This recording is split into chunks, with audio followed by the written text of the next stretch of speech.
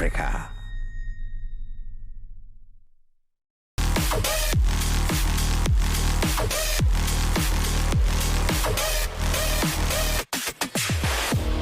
Your gateway to East Africa.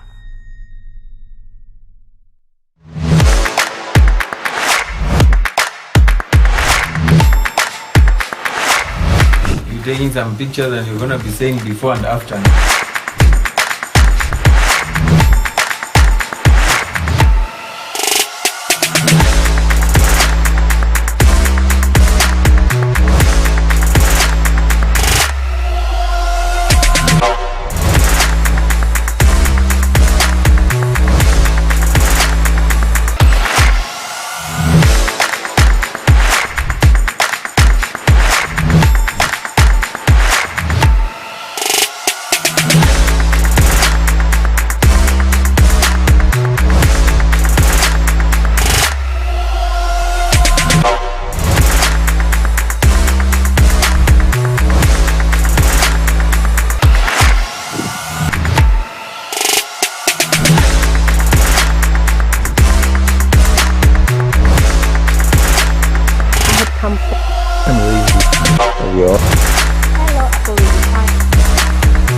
In Rwanda, Kazakhstan relations.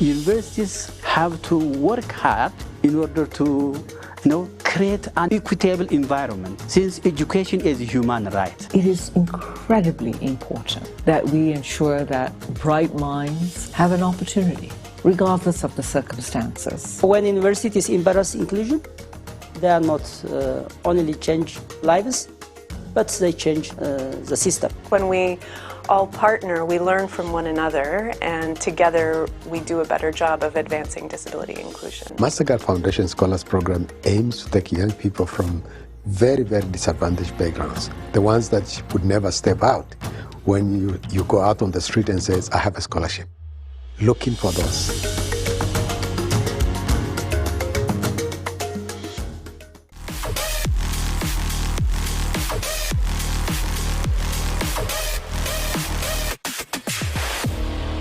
Gateway to East Africa.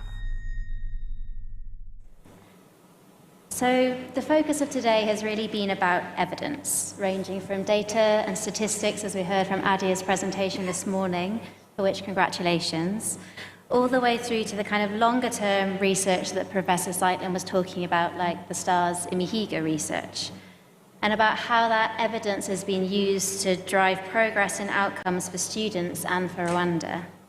So now, as the final session of the day, we have the opportunity to dive into the questions of what we've learned, what that means, and what comes next from the perspective of Minister Joseph. So thank you so much, Minister. Thank you. Maybe let's start with a warm-up question. Based on everything that we've heard today, we'd love to hear your take, Minister, on the state of education in Rwanda. Thank you very much, Camilla, and thank you to all the presenters that came before us. I think this has been a very insightful look at the data describing the state of education. And so to your question, I think the state of education is in progress. I think we're in the right direction. We are not at the destination yet, but on a number of issues, we have made significant progress. You can look at it at different segments of education, or the education system itself. If we look at the pre-primary, we saw that we are now at the 50.3%, which is in itself doesn't sound that good, but it's a trajectory. If you look at it, if you look at where we were and where we are at, it's actually very good. We are moving towards our NSD2 target of 65%, and I think that's something we should celebrate. But at the same time, we don't want to take the foot off the pedal, because we still have a long ways to go. Some of the challenges that have been outlined is that this is really a question of infrastructure. We want to be able to build more classrooms, targeting this segment of the population. I think we've convinced parents that they need to bring their kids to school, and they have been doing that, especially the younger kids under 6. And I think we continue to encourage them and show them the benefit of bring the kids to school early. But at the same time, we need to also make sure that when they do bring them, there is an infrastructure that can respond to that increase. So I think that's what we're looking at in this segment of the population. Already we've crossed the halfway, but we still have a long ways to go. When I look at the lower primary, the P1, 2, and 3, I think we've seen some numbers that are very encouraging. We saw, for example, repetition, a drop at 10% for P1, 12 for P2 and P3. All these are encouraging signs, particularly since we have really ensured that children are not just being moved along, but they are actually learning and being able to assess that they've understood the level they're at before they can move on to the next level. So I think those two things gives us hope that we are moving in the right direction. However, we still have a high degree of repetition. Even though we dropped 10, 12%, we still have high numbers. So we need to really work hard to be able to see even those numbers come down. There are some reforms that were instituted this year, this academic year, 2025-2026. So we should, I'm looking forward to seeing the result a year from now to see what the impact of those reforms would be.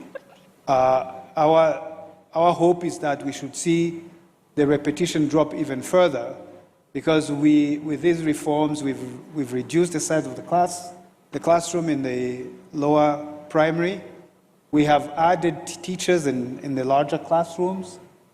We've adjusted the content to fit the hours that are available. So all indication is that we should see significant improvement, even more so than what we saw today. So I'm quite happy with the state of education in that segment. When we move to secondary, I think there we start to get a bit more concerned with regard to participation. We already saw that the overall enrollment rate is still low. It's in a 37.5%, and I think that's still significantly low. So a lot of effort is really needed to make sure that our young people actually continue their education through secondary education.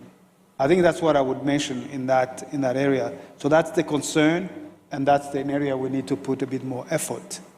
When we move to a higher education, I think you saw when we talked about what are the students studying at higher education, we saw that there is a bit of misalignment with the demand of the workforce. The Minister of Labor did mention, made a point around some of the attitude that needs to be adjusted for our graduate. But overall, we really need to make sure that our students have enough information for them to select what they want to study at the higher education. And I think this is an effort that's underway. All higher learning institutions going forward will be reporting on their graduate, in essence knowing where they go after their graduation, those who are employed, those who are not employed, and so on and so forth, to give us a full picture, and more importantly, to give the students and the parents data upon which they can base their decisions. So overall, I think this is what we discussed today as far as the state of education is concerned. As I said, progress is being made, but we still have a long ways to go. Thank you, Minister. We've been lucky to hear from various leaders in the sector about some of the things that are going well. Particularly Professor Jeanette shared 5 areas that are really exceeding in foundational learning. I'd love to know from where you're sitting, Minister, what are the things that you think have shown the strongest impact in terms of learning outcomes and system strengthening over the last year? If you look at the overall intervention that has happened in the last few years, and I think we can start to see some correlation between those interventions, those initiatives, with what we're seeing as improvement. I would mention, and I think a lot of people have already mentioned this, around remedial program. So the remedial program, it was really a program that's looking at the students who are struggling, and then give them a bit of more support around the holidays. And recently, we've actually added a component where remedial is actually taking place during the school year, and we are seeing results from that. And this could be really a consequence of larger classrooms, where students are not getting the full attention, but when you give them the extra help, that attention is received. And so that has made significant impact. And it started out in the lower primary, and that's where we're seeing the effort.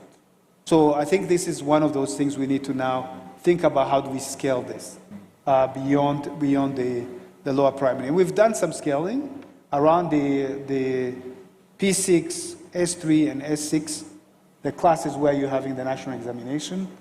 Around that, and last year we did that, and we saw some results. And now we're doing more of that, even during the school year. So we're expecting to see a bit more impact than what we've seen before. So that's really some areas that we're seeing significant impact based on the investment that we're making in those activities. Other things around I think Professor Andrew mentioned Imihigo, and this really is holding people accountable.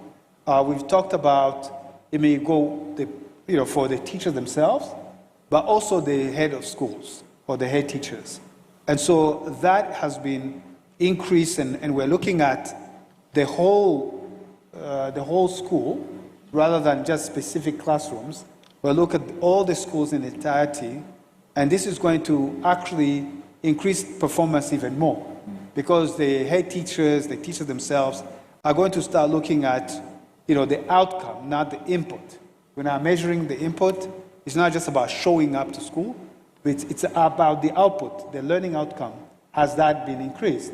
That's what we're going to be measuring. So this measuring, and as well as holding people accountable, is another, I think, engagement or investment that is paying result. And the last thing I would mention is around the data themselves. So the use of data. We are collecting a large sum of data, and we're trying to make meaningful use of that data. So we know, for instance, the student coming to school, the teachers coming to school. We know how the school is performing through the CAMI system. We know how, when the teachers are needed at school, through the teacher information management system. We know when the teachers are showing up. We know how they're performing. I think all these systems actually allow us to collect data, allow us to monitor data, and allow us to do an early intervention. Now, waiting until you have the impact or the lack of the impact for you to act. But we can act continuously because we now have access to data. So those are the three things I would use as an example to illustrate activities that actually lead to results. Amazing. Thank you so much, Minister. I'm smiling about asking this question because I know you hate the word pilot, but there have been some pilots in Rwanda, and I'd be really interested to hear what the biggest lessons that you've learned are about taking things from pilot to scale here. Yeah, so it's a good point that you said. We talked about pilot. And Camilla, I think what we were talking about is, if you think about pilot, we've done a lot of pilot here in Rwanda, but in other countries as well. When we talk about pilot, you do something, you throw a lot of resource on something, and then you say, oh, these are the results. But you were not realistic when you were doing this quote-unquote pilot, right? Being mindful of existing circumstances under which you're going to scale. And so I think we should be thinking more around the proof of concept. That is, you first have to imagine the concept, and you think at scale. So when you think about an example, remedial program, and you're thinking, how do I actually do remedial at a country level? And then you think about the teachers, the availability of teachers, the time availability, the resource availability, and once you take all that into account and you say, well, this is how I will do it. And now you actually take that and you prove it on a smaller scale. Once you prove it on a smaller scale, then you are able to scale because your thinking was already scaled to begin with. And so I think we should be thinking more on proof of concept rather than pilot around that. And some of the activities that are being successful and that are being scaled are activities that were thought of like that. They were thought of on large scale. They took the reality into account. If you think about, let's say, for example, I'm going to do a pilot at a school, and I bring in a school of 50 kids, and I bring in 50 instructors, one per kid. Of course, I'm going to see a lot of great results, but can I scale it? So I can't. That's why this is an example of why we need to be mindful of what we're testing. Yeah, no, I really agree. And I think it's interesting that many of the examples that we've talked about today that have been successful did have the idea of scale baked in from the start. So Imihigo existed, the STARS research was about how to maximize the benefits of that system. The remedial program is already happening at wide scale. Even the English proficiency, the pilot phase was 16,000 teachers. So yeah, I think that's really evident in this context. But I would say that one thing we need to be careful of is we also don't want to wait too long, right? So we need to sort of balance the two.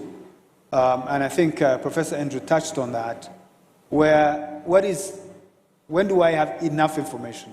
I don't have to have a complete 100%, proof, but I have to have enough information that tells me I can actually start scaling this, even though I'm still waiting on additional result. So for example, if we look at the issue of English training for our teachers. Now, this one, we started a little large, right?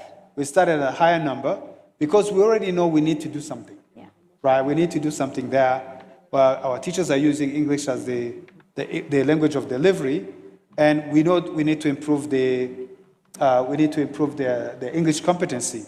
Now, we've done some testing before at a much smaller scale, but we did a larger testing, and we found that that's desperately needed. So this one is to find a model and kind of speed up and try to get to every teacher in a reasonable amount of time, and we'll fix it as we go along. So we know there is a potential of making some adjustment, but it's something that we have to do, and we cannot wait to do. And so we need to make sure that we are nimble. I think it's the word that he used. Yeah. We need to make sure in our intervention we are nimble as well. So we want to wait for information, but we also kind of have to gauge that with the need that we have and make sure we're not waiting too long of a time for us to scale. Yeah. And I think for me that's a reflection on the Rwandan context is there is that tension between moving quickly and moving with enough evidence. But having worked in some other countries, not to name any names, actually that urgency and that drive to fix problems quickly is really inspiring.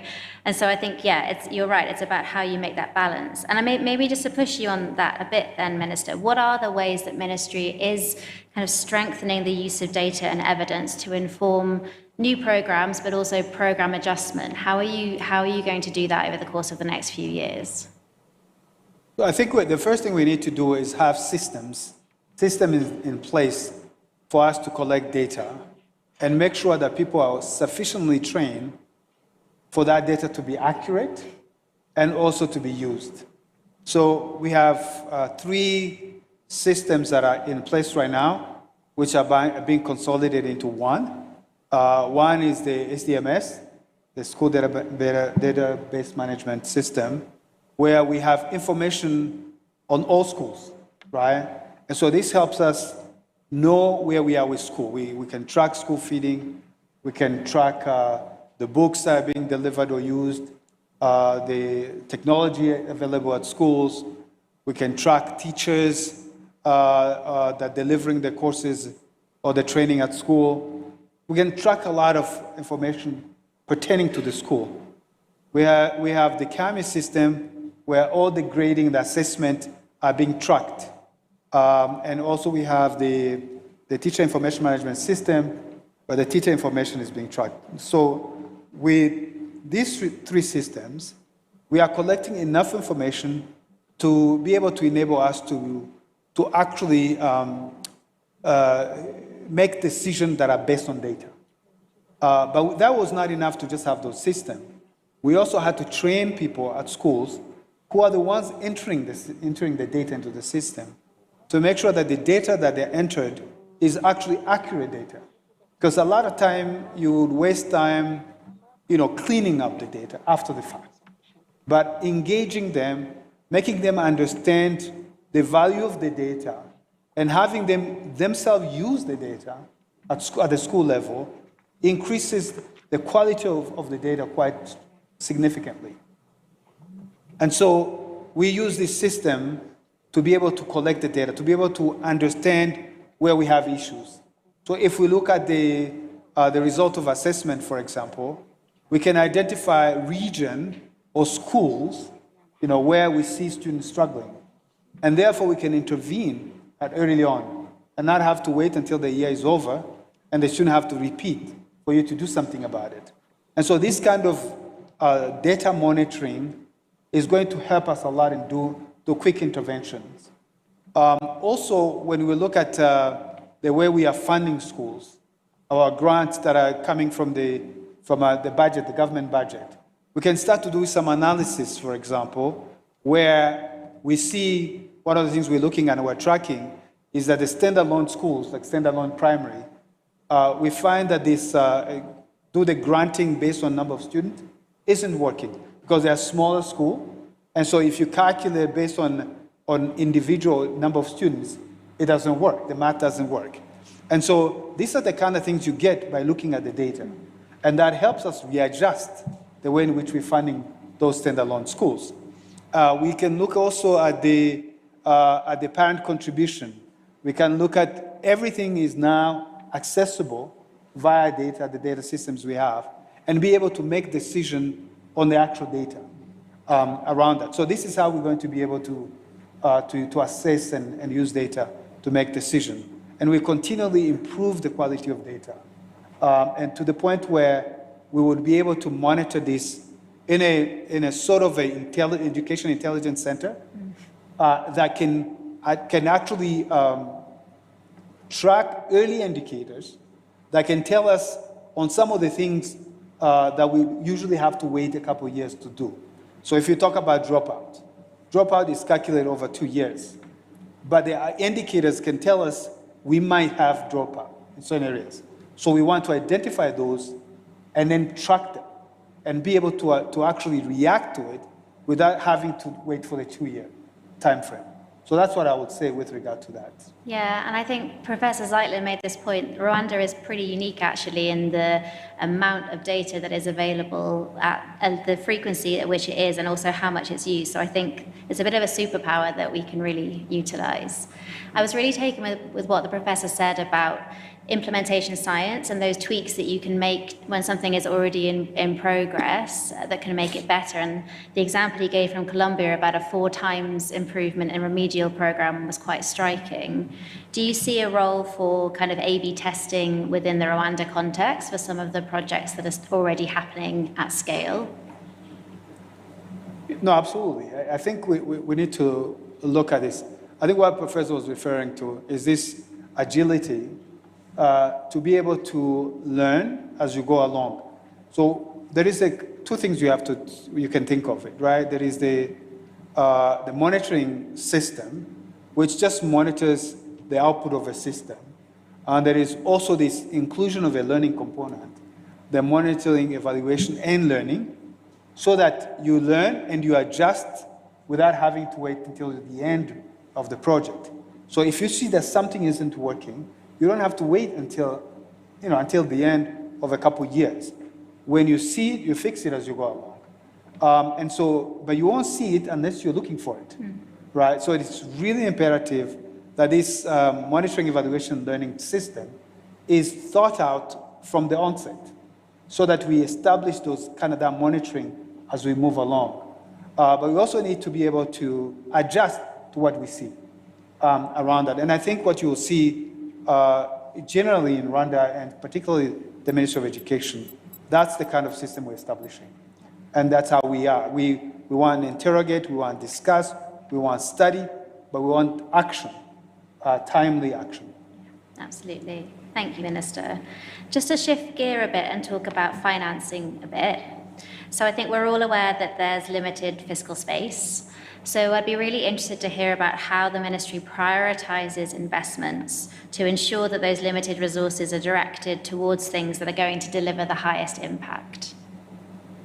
Oh, it's an interesting question. I think that sounds like idea, probably, when it comes to finance. But listen, we have to be honest with ourselves. We will never have enough money to do everything we need to do. We just won't. And so it makes us think we need to be very efficient in how we do it. First and foremost, we need to look at everything we're doing within the education sector and interrogate whether or not we're doing it efficiently.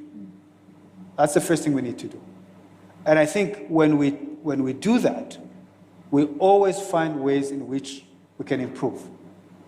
And so we can stretch the Rwandan franc. We want to make sure that we reach far more than we're reaching with the limited amount of resources we have.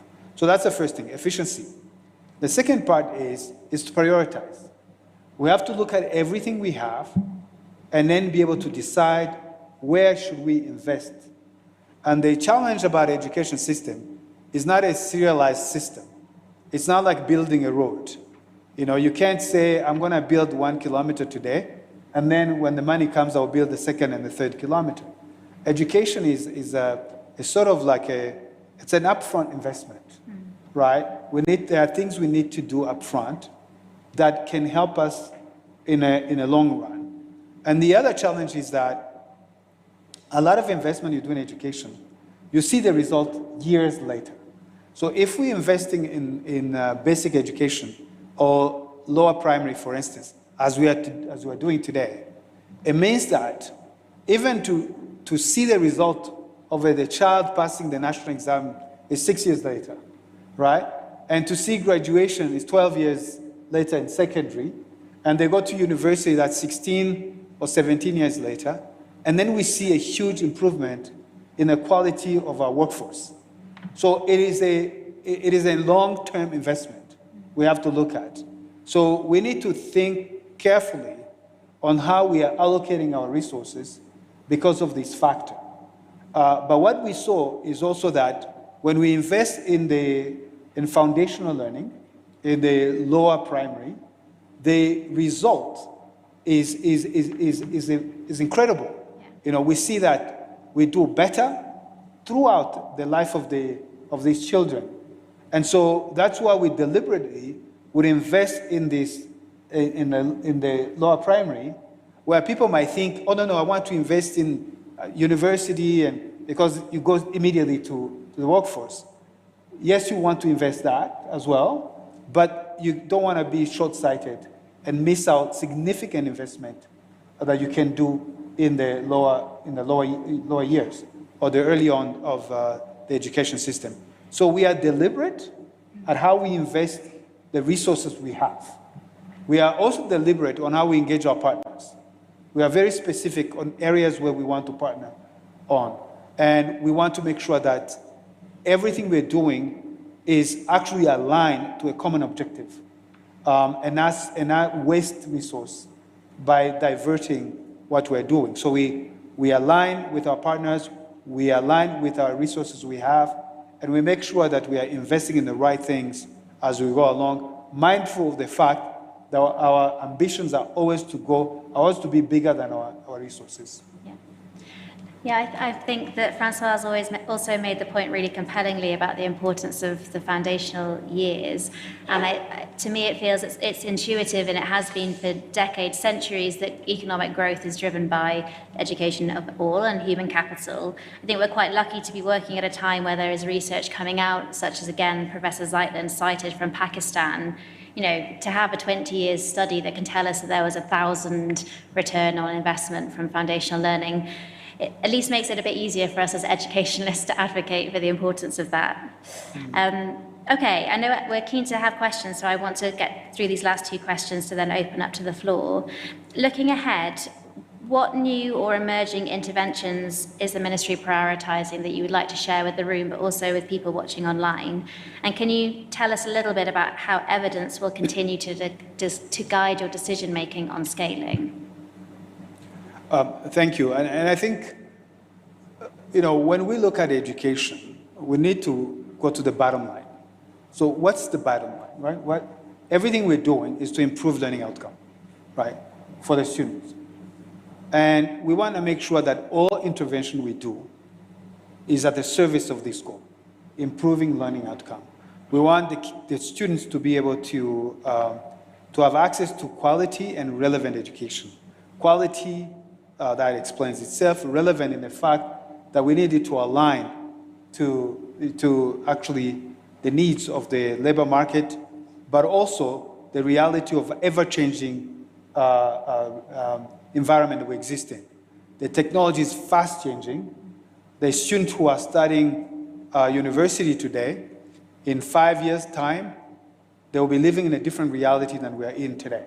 So how do we make sure they're actually equipped to survive in that reality that we actually don't know how that's going to look like? So this concept of training learners to learn or to teach themselves, giving them the necessary base or basics so that they can build upon is significant around that. So when we think about the intervention, we ask ourselves the same question, right? How do we prepare our young people? How do we increase the learning outcome? And what do we need to do to be able to accomplish that? We already mentioned the teacher training.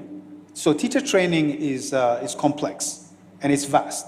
We talked about English competency, which is one of the programs we are currently running, but there's also continuous professional development for teachers that go beyond the language, which is more about their subject matter expertise. We also have to start questioning ourselves around, are we training our teachers enough? So if we look at the teachers that we have in basic education, in the lower primary, for example, or actually primary, the entire primary, these are students who are coming out, these are teachers who actually graduate from the teacher training colleges at an A2 level, for those who are familiar with the Rwandan system. Is that enough? Right? Those are the questions we are asking ourselves. Should we extend that? That's a possibility we're exploring. Should we increase the learning of our teachers? How should we improve the kind of professional development we have for them? This is an area we're exploring. Again, at the service of increasing the learning outcome, right? If we look at our young people today, so we now have young people who start, the majority of them go to school at 8 a.m. Around 8 a.m., they go home at 5 p.m. So they are in school the entire school day. Is that what we want? Can we modify that time so that we create space where students can be engaged in extracurricular activity? That's another thing we're exploring. Again, at the service of improving the welfare of the students, but also increase the learning outcome. And so we are exploring a number of things where we can do incremental changes to improve learning outcome and improve the welfare of the students, as well as those of our teachers. And so those are the things we're exploring, and we're always engaging all the stakeholders within education to think together, especially the teachers, the schools, and the parents, so that whatever change or reforms we undertake are to serve the interest of the students. Fantastic. Thank you, Minister. Okay, last question from me.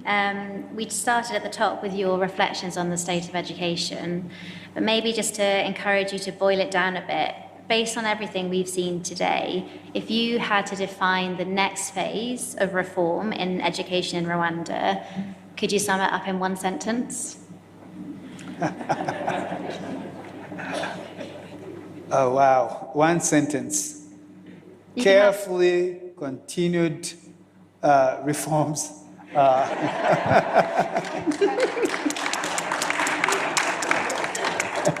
I think that's a challenging one, but really that's what we just described a few minutes ago. But one thing we need to make sure of is that we are looking to improve the education system. We are looking to increase the learning outcome for our students and to increase the welfare of our teachers and students. So we shouldn't shy away from change, right? We should not shy away from change. We will do what needs to be done, right? We'll do what needs to be done. We just need to make sure that it's informed by data. We are not just doing things for the heck of doing it. It has to be really informed by data and evidence that it's going to work. But we should do it. We should do that once we have proven it with the data. We also need to make sure that we are doing it. We have to be engaging. We have to engage our stakeholders so they are part of the reforms that needs to be done to improve learning outcome. And I think earlier on we talked about the desire of Rwanda to become a knowledge-based economy and lead this country through Vision 2050 that our president has outlined to actually bring this country to high income status. That's going to be driven by a workforce that is educated with knowledge and skills. And so when we are thinking about education, we should think about education from those lenses, right? We're thinking of education as an engine for the Vision 2050. We should think of education as both a social sector, but an economic sector as well. So that duality needs to be looked at. And then with that in mind, be bold, because we will never reach our goals if we're timid. Thank you so much, Minister. Thank you very much for your time. HOD Rose, do we have questions from the floor? Let's see. Do you have any question? Patrick?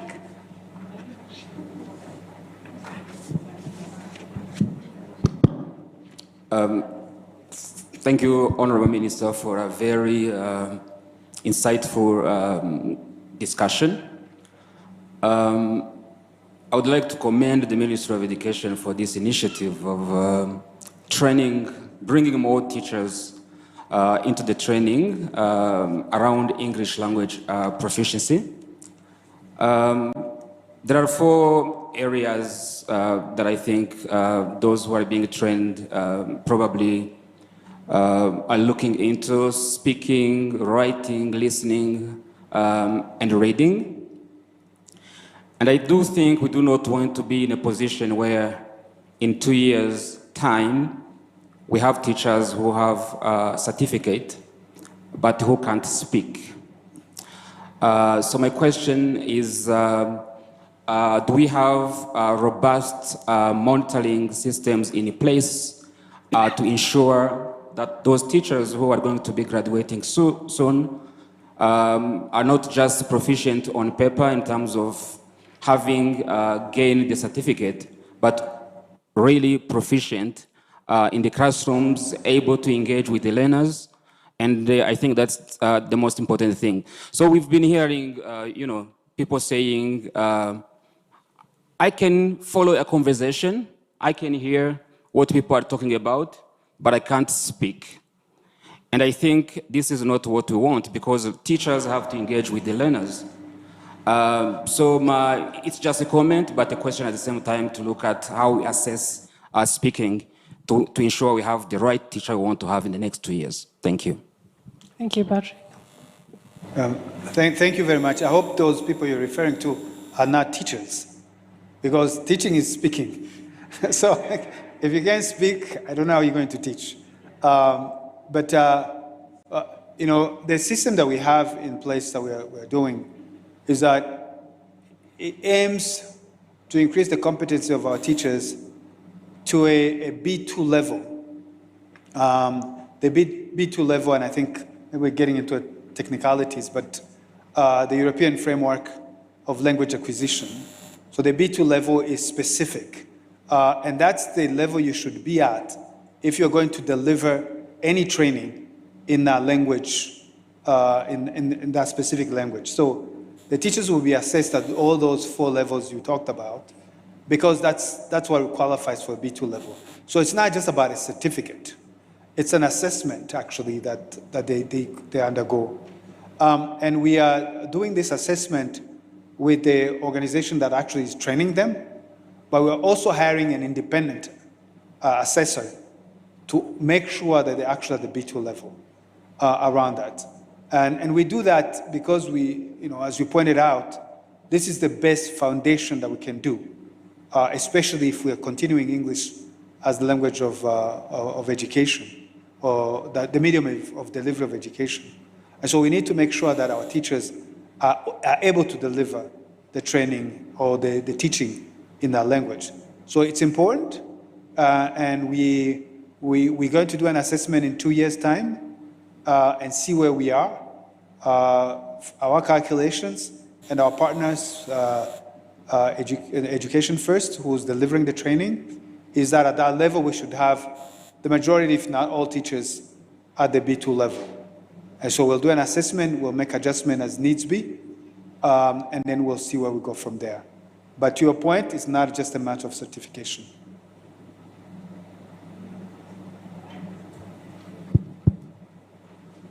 Thank you very much. One last intervention here.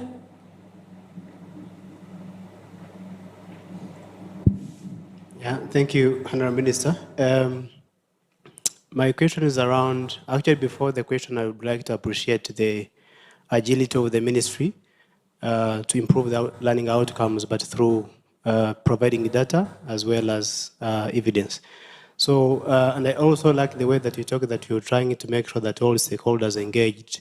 And my question is around how or what kind of measures are we putting in place so that even the engagement is not only at the national level, but also at local level, meaning that how do we ensure that we design this with teachers, with schools, not like national level, because sometimes we can design things which are actually very good, but which are not really practical in terms of at school level. So I would like to know, like, what kind of, what things are you doing as a ministry to make sure that these people at local level are involved? Thank you. I was having a hard time hearing. Same. It was kind of echoing a little bit, so I was having a hard time. Can you repeat? Yeah, sorry. I was saying actually, firstly, I was appreciating how the ministry is trying to implement agility in terms of involving everyone. I can see maybe there are still echoes. Hopefully you can hear me. Are you hearing him right? I'm struggling. Yeah. Okay, let me maybe move a bit. Okay. Make it close and whisper. It's fine. Okay. We can hear you from there, I think. Okay, thank you so much. So actually, firstly, I was appreciating the way that you want to implement using agile approach, but basing on evidence as well as data. And also, I like the way that you are trying to make sure that everyone is involved in terms of stakeholders. But now, my question was around the local level. In this case, I mean the teachers, I mean the head teachers, I mean the community around the schools, meaning that what we are designing is we are able to implement, I mean, what we are designing as national level, but is also practical at school level. So in this case, meaning that when we see people here around, I can see maybe stakeholders, national level, universities, but I can't see maybe head teachers or maybe the district education officers. So how do you make sure that this, what we are planning to do, these people also are involved? Thank you so much. All right. Well, thank you very much. Right now we are actually, most of the schools are still in exams, and probably that's why you don't see teachers here. But we do have a mechanism of engaging teachers. So I'll give you an example. When we did the reforms that were implemented this year, we actually we engaged over 5,000 stakeholders. And that's parents, teachers, even students. And so we are deliberate about that. We don't just meet in a room like this, but we actually go to the schools to engage the teachers. We also have platforms where we engage all head teachers. And so we are able to communicate directly with the head teachers through the Rwanda Basic Education Board and the Rwanda TVET board. So we have different platforms to engage teachers and parents. So that's why we are now talking here. Here is not the platform to discuss the actual changes or the proposed reforms. We refer to them, but the actual discussion takes place in much smaller groups so we can collect input in those, all the stakeholders. Specifically, we will not introduce any changes that is impacting schools without consulting with teachers, without consulting with parents. So those are that's what I was referring to when I said about engagement. Thank you very much. I think that's it with the comments and questions. We'd ask you to take back your seats. Thank you very much. Please help me to thank Minister and Camilla.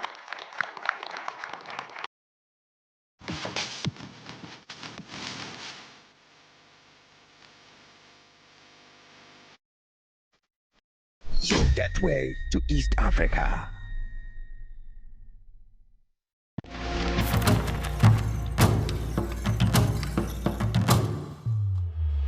Universities have to work hard in order to create an equitable environment, since education is a human right. It is incredibly important that we ensure that bright minds have an opportunity, regardless of the circumstances. When universities embrace inclusion, they are not only change lives, but they change the system. When we all partner, we learn from one another, and together we do a better job of advancing disability inclusion. Mastercard Foundation Scholars Program aims to take young people from very, very disadvantaged backgrounds, the ones that would never step out when you go out on the street and says, I have a scholarship.